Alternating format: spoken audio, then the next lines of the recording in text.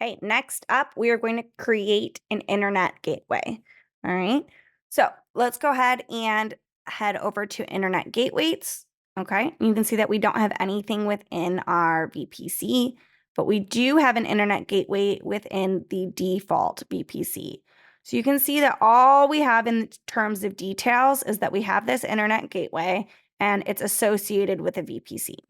Okay, so that's what we are going to do. We're going to create internet gateway. All right. And here you can read a little bit about internet gateway. An internet gateway enables communication between your VPC and the internet. After you create the internet gateway, attach it to your VPC and specify it as a target in your subnet route table for internet routable. Okay. What does that mean? We have a few different pieces of the puzzle here. The first piece is the VPC, which we've already created. Right now, the VPC is that green box. Nothing can get in, nothing can get out. Well, we want to put a little doorway, or rather, a little gateway to the internet that's connected to the VPC. So on that little box, we're going to have a doorway that leads out and in, okay? That's what we're doing here. We're creating that gateway so that way we can have internet traffic enter and exit our VPC. All right. And then we'll do some more other magic afterwards. But let's go ahead and do it. So we're going to say deploy in public, internet gateway. All right. And create. Easy enough. The next thing that we're going to do then is we're going to go to this actions here. And you can also see that it's up here. So it doesn't really matter where we click it. We could click it here or here, but we're going to attach it to a VPC, and we're going to attach it to our deploy in public VPC and attach. All right. So now our VPC has a way to get out and in. Okay. But if we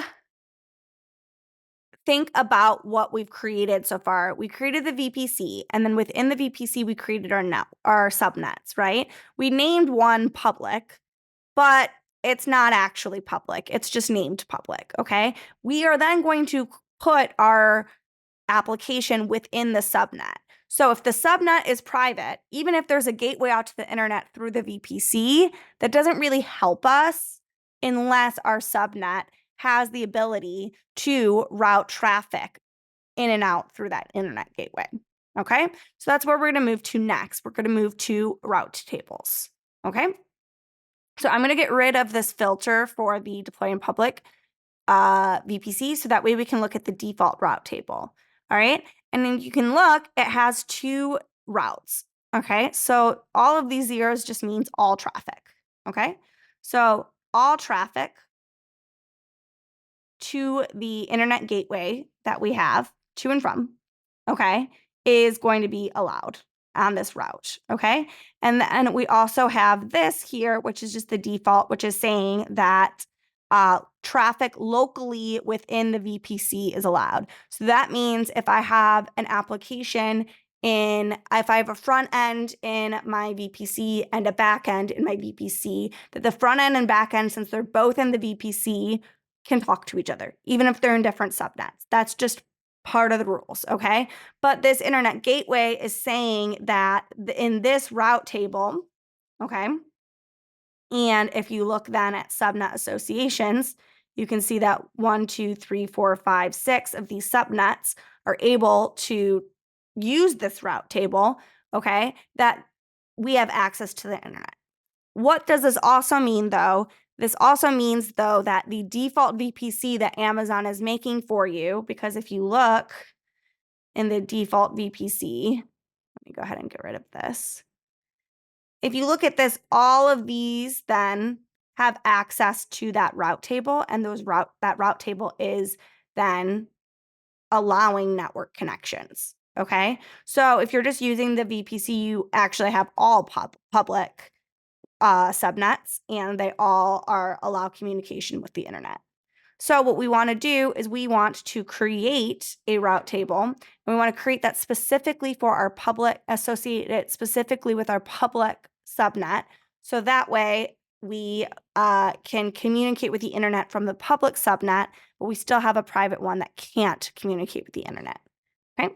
So we're going to say public route table, and I forgot the naming convention of deploy in public that I've been using. Then I'm going to click this VPC is the VPC that we're going to use for this route table, and that tag is fine. And then we're going to click create route table.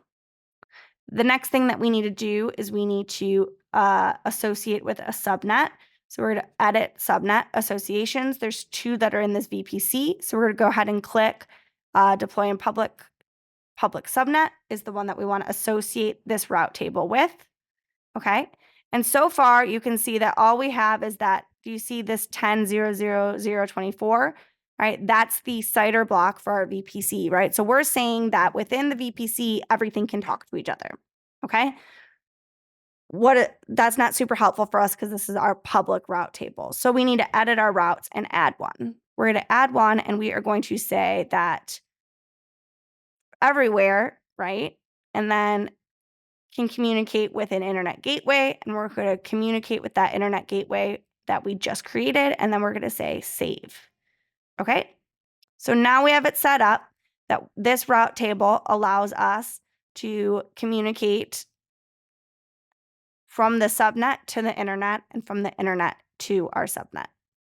All right, we will continue on in the next video, but this was creating a public route table and an internet gateway.